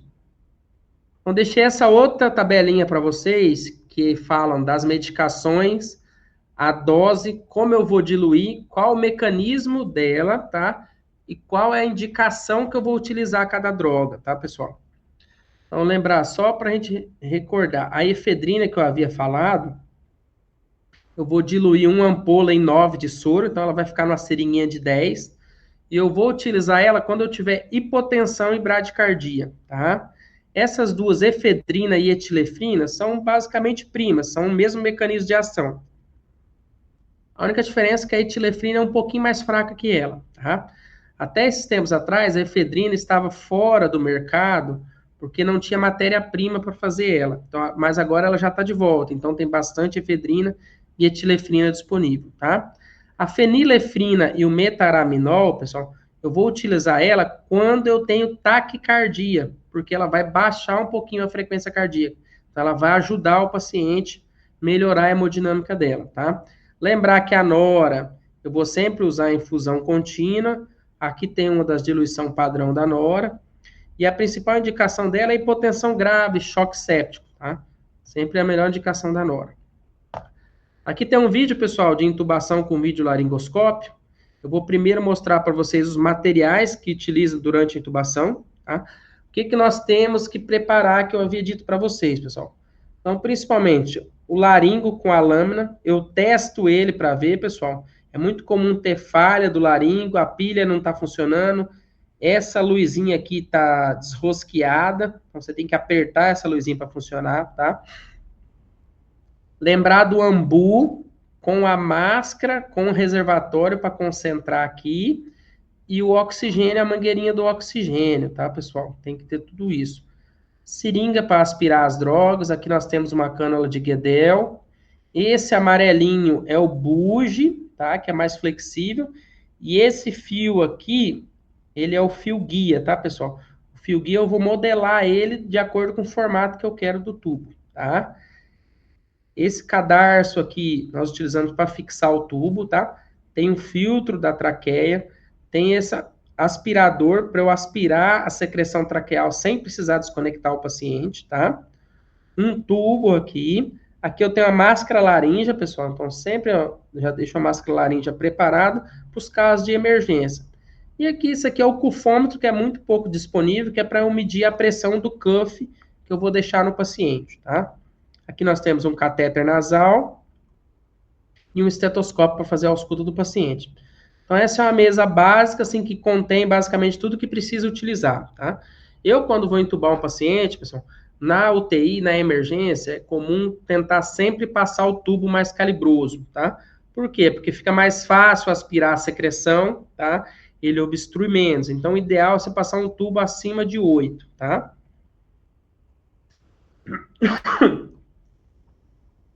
Pessoal, vamos fazer mais uma intubação, tá? Opa, deixa eu voltar aqui, pessoal. Pessoal, vamos fazer mais uma intubação. Então, aqui é basicamente a minha mesa que eu utilizo, tá? Eu pego uma mesa de maio, monto uma compressa embaixo e as medicações, tá? Então, esse aqui é no centro cirúrgico, pessoal. Então, eu uso, a maioria das vezes, Propofol. Aqui vocês estão vendo fentanil, rocurônio, tá? O vasopressor que eu já deixei preparado aqui é o Aramin, que é o metaraminol, tá? E esse aqui, pessoal, anestesia periglótica. O que que é isso? Quando eu vou entubar o paciente, quando eu faço a laringoscopia e vejo as cordas vocais, vejo as cartilagens aritenoide, epiglotite, eu vou jogar anestésico local ali, porque a hora que eu for acordar o paciente, eu quero que evite aquele estímulo dele ficar tossindo, de ele ter dor na garganta, tá? Então, como na anestesia a gente intuba sempre já pensando em estubar o paciente, então sempre faça essa anestesia periglótica aqui, laringotraqueal, então é na traqueia, na laringe, nas cordas vocais, para que eu for estubar o paciente ele não ter dor, tá? Então, a lâmina do laringo, pessoal, na maioria das vezes eu uso uma lâmina 4, tá? Muito difícil eu precisar de uma lâmina 5, uma lâmina maior ainda, e muito difícil a lâmina 4 ser grande a ponto de eu precisar utilizar uma lâmina 3, tá? Então, no paciente ígido, homem, mulher, tamanho normal, sempre eu utilizo lâmina 4, tá, pessoal? Se você tiver dúvida, sempre tenta utilizar uma lâmina maior, que é mais fácil você entubar com a lâmina maior do que com a lâmina curta. Então, tá? Essa é a nossa mesa. Que eu já deixei um tubo, a seringa para insuflar o cuff, tá? E aqui em cima nós temos uma cânula de Guedel, tá? O filtro eu sempre já deixo acoplado no aparelho de anestesia, para não ficar muito fio transitando para um lado para o outro quando eu for entubar o paciente. Tubo, medicações, cânula de Guedel.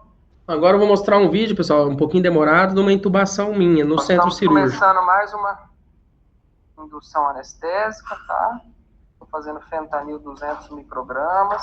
O que aconteceu, pessoal? Eu já denitrogenei o paciente, eu já fiz a pré-oxigenação, tá? Então já respirou de 3 a 5 minutos com oxigênio a 100%. Agora eu fiz 200 microgramas de fentanil, tá? Que são 4 ml, e vou fazer o restante das medicações. Propofol, 100 miligramas. Essa dose aqui, pessoal, se você fazer num paciente hipotenso, séptico, idoso, você mata o paciente só com esses 10 ml de Propofol, tá? Então tem que tomar muito cuidado com o Propofol em pacientes instáveis. O rocurônio, 50 miligramas.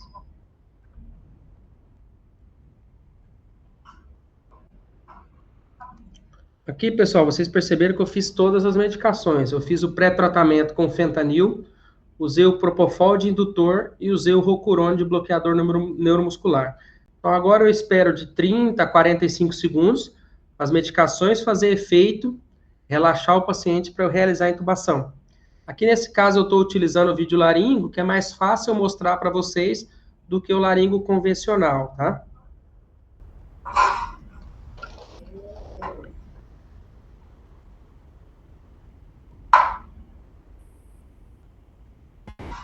Pode soltar.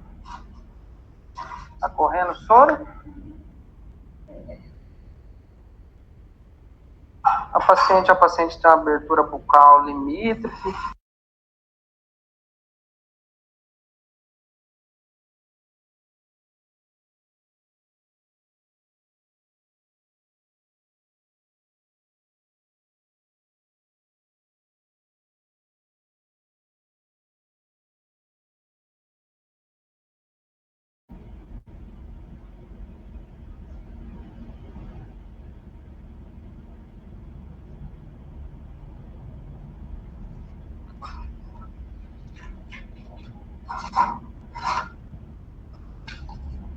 Vou passar uma Guedel para melhorar a oxigenação, então eu sempre passo ela virada para cima, vou introduzindo, lá na frente eu vou virando e terminando de introduzir ela.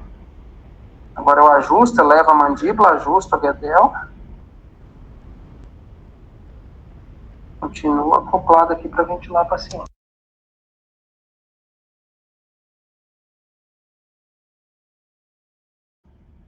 Pessoal, aqui ao invés de eu ficar com o ambu ventilando a paciente, tá? Na anestesia a gente tem um aparelho de anestesia, então eu só acoplo aqui e o aparelho que fica ventilando o paciente, tá? Então por isso que vocês não estão vendo eu ventilando o paciente com ambu, tá? Mas agora que o paciente dormiu, eu conectei a traqueia aqui, fui lá e liberei o aparelho para ele ficar ventilando o paciente até dar os 30 segundos, 45 segundos para a gente intubar, tá? O que difere daqui para a intubação de emergência? Na intubação de emergência, essa etapa de você ficar ventilando o paciente não vai ter. Por quê? Porque o paciente é um paciente de estômago cheio. Então, vocês só vão colocar o oxigênio, deixar ele respirar por 3 a 5 minutos, fazer as medicações, deu tempo de 30 segundos, já vão intubar o paciente, tá? Relaxou, vocês já vão intubar. Vocês não ficam ventilando o paciente porque o estômago está cheio, pode regurgitar e broncoaspirar, tá bom? Essa é basicamente a diferença da intubação de emergência para uma intubação no centro cirúrgico, em ambiente controlado, com paciente de jejum.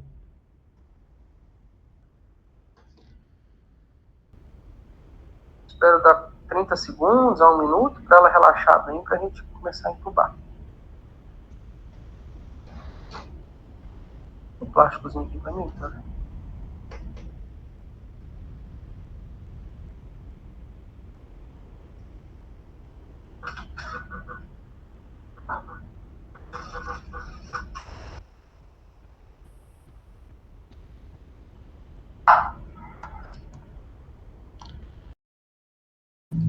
Vocês estão conseguindo ver, pessoal? Estão escutando? Estamos sim, doutor. Tá indo tudo certinho. Perfeito. Não vou colocar em tela cheia porque está saindo do vídeo agora da posição onde parou. Pega vocal e depois eu consegui retirar ele sem ter risco de lesão. Na pontinha. Então sempre coloco o laringo de lado, hiperestendo a cabeça da paciente e vou virando. Ajusto a tela do aparelho.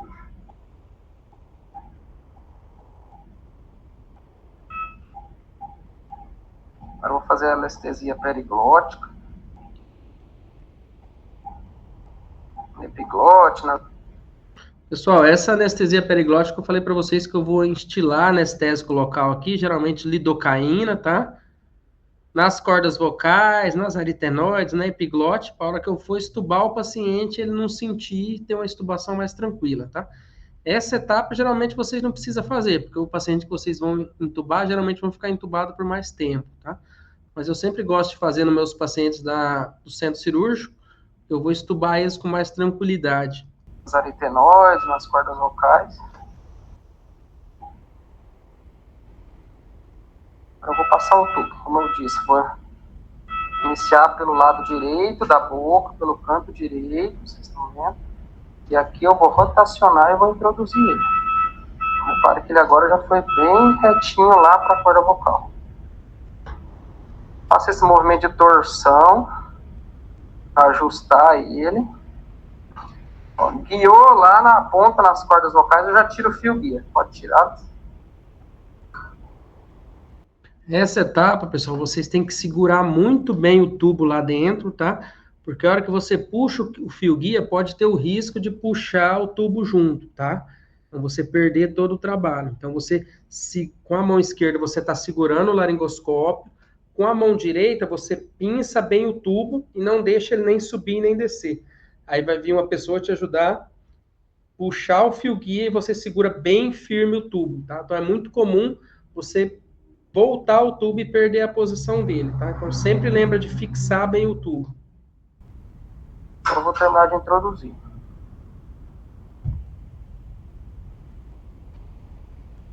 Pronto. Retiro desse formato laringo, acompanhando a curvatura da lâmina. Agora insuflar o cuff e ventilar o paciente. Ventilar na mão. O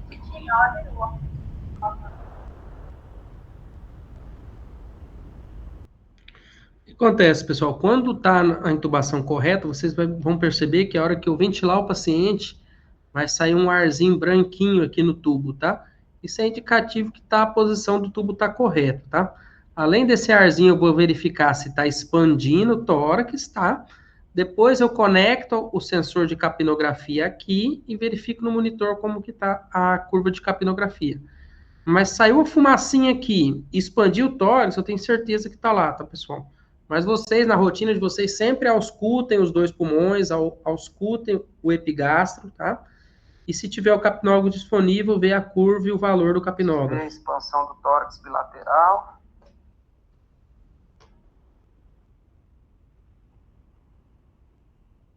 Pronto, o paciente está entubado, agora eu vou fixar o tubo, conectar o capnógrafo. E liberar o paciente para cirurgia. Segura para mim, tá? Ó, aqui, pessoal, conectei o filtro, tá? Nesse filtro tem essa mangueirinha aqui, que é a mangueirinha do capnógrafo, tá? Essa mangueirinha vai lá no monitor. Lá no monitor eu consigo ver a curva da capnografia, tá?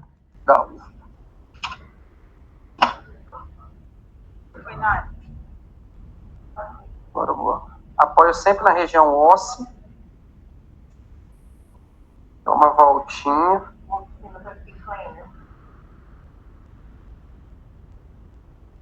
Apoiar.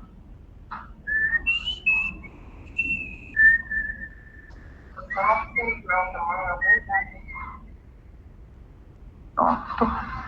Tubo fixado, cuff insuflado. Agora eu vou só posicionar a traqueia. Eu? Tá. Já chegaram chamando ajuda, pedindo para a enfermeira ir lá para outro lugar, tá, pessoal? Então, pessoal, até aqui tem alguma dúvida? Alguma sugestão, alguma dúvida? Eu trouxe uns casos clínicos aqui para a gente resolver, eu vou pular alguns que já está muito tarde. Se vocês tiverem interesse, a gente faz alguns casos clínicos, senão a gente encerra por aqui. Eu só sei que quero ser anestesista, hein? Sente a paz desse lugar. Ah, depois que você acostuma é outra coisa, viu? Nossa, é outra realidade. Pessoal, se alguém tiver alguma dúvida, então eu vou passar só um caso clínico rapidinho, para vocês verem, tá? Um paciente politraumatizado, 32 anos, vítima de colisão moto-carro, tá? Foi encontrado inconsciente no local. Na avaliação inicial, ele apresenta um Glasgow de 8, uma frequência respiratória de 10, saturando 89%. Então, por esse Glasgow, a gente já considera o paciente com TSE grave, certo? E uma suspeita de hipertensão intracraniana, porque ele está apresentando anisocoria e bradicardia. Ou seja, esse paciente já está em uma emergência, porque a hipertensão intracraniana dele já está sendo grave ao ponto de causar anisocoria e bradicardia, tá? Se a gente não resolver isso, ele vai herniar o cérebro, vai fazer bradicardia, PCR, e não vai voltar da PCR, tá bom, pessoal? Da avaliação da via aérea, nós temos o paciente Malampati 2, tá? uma mobilidade cervical restrita devido à suspeita de lesão cervical. Nós já temos que ficar atento a isso. Qual será a conduta, né? Então, a gente vai manter o colar cervical, nós vamos utilizar uma manobra de estabilização da cabeça do paciente, vai uma pessoa pela frente do paciente, vai segurar a cabeça dele, para enquanto a outra estiver fazendo a laringoscopia, evitar movimentos bruscos e piorar a lesão cervical, tá? Então, no trauma, pessoal, a medicação sempre indicada de indutor é o etomidato, que nem eu falei para vocês, a ketamina tinha aquele risco antigo, teórico, de aumentar a hipertensão intracraniana. Então, a gente mantém sempre o etomidato como medicação de escolha, tá? Então, a gente vai fazer o etomidato e fazer o bloqueador neuromuscular, o rocurônio, tá? Então, etomidato na dose de 0,3 e o rocurônio 1 mg por quilo. Então, sempre lembrar, quando você tem pacientes com colar cervical, instabilidade cervical, a ideia, pessoal, é sempre utilizar um videolaringoscópio de primeira, tá? Porque você vai tentar fazer a sua melhor intubação. Vocês vão perceber que quando tiver com um colar cervical, é muito mais difícil intubar o paciente. Porque naqueles eixos, você não vai conseguir hiperestender o paciente, tá? Não vai conseguir hiperestender o pescoço, a abertura bucal fica limitada, porque tem uma parte do coxim que fica aqui embaixo, tá? Então, isso vai piorar muito a laringoscopia. Então, é aquilo que eu falei, o uso da videolaringoscopia, tá? O tubo orotraqueal ele tem que ser insuflado imediatamente após passar pelas cordas vocais, tá? Para evitar que você tenha uma broncoaspiração. Então, para diminuir, caso você tenha um regurgitamento, você não broncoaspirar, tá? Passou o tubo, você vai fazer a confirmação com a capnografia ausculta pulmonar e manter os cuidados pós-intubação, tá, pessoal? Controle rigoroso da pressão para evitar o aumento dessa hipertensão intracraniana, tá? Lembrar que sempre você tem que manter um valor de pressão de 80 a 90 de pressão arterial média, tá, pessoal? Porque se você fazer hipotensão, você piora o fluxo cerebral, tá? E faz anóxia cerebral por hipotensão. Lembrar sempre de manter a sedação contínua para minimizar a resposta autonômica, evitar que o paciente tenha pico hipertensivo, agite, mexa no leito, tá? Então, você sempre tem que sedar e promover analgesia para o paciente. Então, mais um caso, pessoal, só para mostrar para vocês a questão de via aérea difícil, tá? Então, a paciente de 49 anos, obesa mórbida, história de ronco intensa e apneia obstrutiva do sono, está internada para cirurgia bariátrica e apresenta dificuldade ventilatória após a indução anestésica. Isso é muito comum nos pacientes obesos, tá, pessoal? Então, aqui a gente faz muita anestesia para cirurgia bariátrica. Então, os pacientes obesos, ele tem uma limitação cervical, tem muita gordura na região do pescoço, tá? Isso dificulta a visualização. Então, a obesidade em si diminui o tempo de apneia desses pacientes. Eles têm uma reserva menor, tá? Então, com isso, a gente tem que sempre tomar cuidado com esses pacientes. Então, na avaliação do paciente, ele era uma Mallampati 4, com a distância tiro-mentoniana reduzida, e a mobilidade cervical reduzida também devido à obesidade. Então, pessoal, sempre o que a gente vai fazer? Preparar e planejar. Nesse caso, então, nós devemos ter uma equipe treinada, porque o paciente tem vários preditores de via aérea difícil, tá? Então, deixar um videolaringoscópio, deixar equipamento de cricotireoidostomia, tá?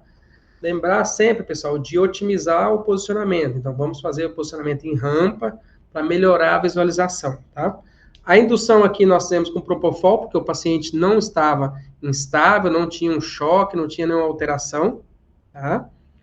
Então, nós fizemos fentanil, 2 microgramas por quilo, e o propofol, 2 microgramas por quilo, e usamos o bloqueador neuromuscular. Aqui foi utilizada a succinilcolina. Por quê, pessoal? Se nós não conseguíssemos intubar esse paciente, tá? Nós aguardaríamos o tempo de meia-vida da succinilcolina, 7 a 10 minutos, tá? E com isso nós acordaríamos o paciente e marcaríamos uma nova cirurgia, tá? Então, essa é uma questão prática da succinilcolina, tá? Aqui foi utilizado só medicamentos de curta ação, propofol, succinil, fentanil, tá? Com isso que se a gente não conseguir entubar, a gente espera o tempo das drogas e acorda o paciente, tá? Então, o que aconteceu, pessoal? Na primeira tentativa, utilizamos o videolaringoscópio, tá? Só que só tinha uma visualização parcial da prega vocal. Então, não tivemos sucesso na passagem do tubo. Foi aí que utilizamos o Bugina, numa segunda tentativa, Que eu tinha explicado para vocês, o bouge é útil no Cormac 2 e Cormac 3, quando você vê uma porçãozinha pequena da corda vocal. Você passa o bouge e passa o tubo logo na sequência, tá? Depois confirmou a capnografia e a ausculta pulmonar. Então é isso, pessoal. Tem alguns conselhos importantes para vocês, tá? Lembrar que o que vocês estão passando aí no início da graduação, terminando, a gente já passou. Então tem muita coisa importante para a gente levar da graduação, tá? Lembrar sempre do motivo que trouxe vocês até aqui. Então, eu conheço o Aleph desde quando ele era técnico de enfermagem, então a gente trabalhou junto, ver a evolução da pessoa, isso é muito gratificante, tá? Então, eu também já tive a minha história antes de vir aqui para medicina, para anestesia, então eu já fui mecânico, picolezeiro, eletricista, já vendi na feira, então todo mundo tem a sua história e é muito gratificante ver a evolução de vocês que estão buscando conhecimento, tá? Sempre lembre de construir boas relações, tá, pessoal? Com colegas de trabalho, professores, profissionais mais experientes, que isso vão abrir portas no mercado, tá? Quando você sai com muita insegurança da faculdade, então é muito importante você ter boas relações com professores, com especialistas, com médicos emergencistas, com clínicos gerais, para te dar uma segunda opinião, te orientar em casos mais complicados, tá? E lembrar sempre, pessoal, cuidar da saúde mental, tá? Respeite os seus limites, terapia, descanso, lazer, também faz parte da formação, tá bom? Então é isso, pessoal. Obrigado, viu? Agradeço a paciência, uma aula bem longa, extensa.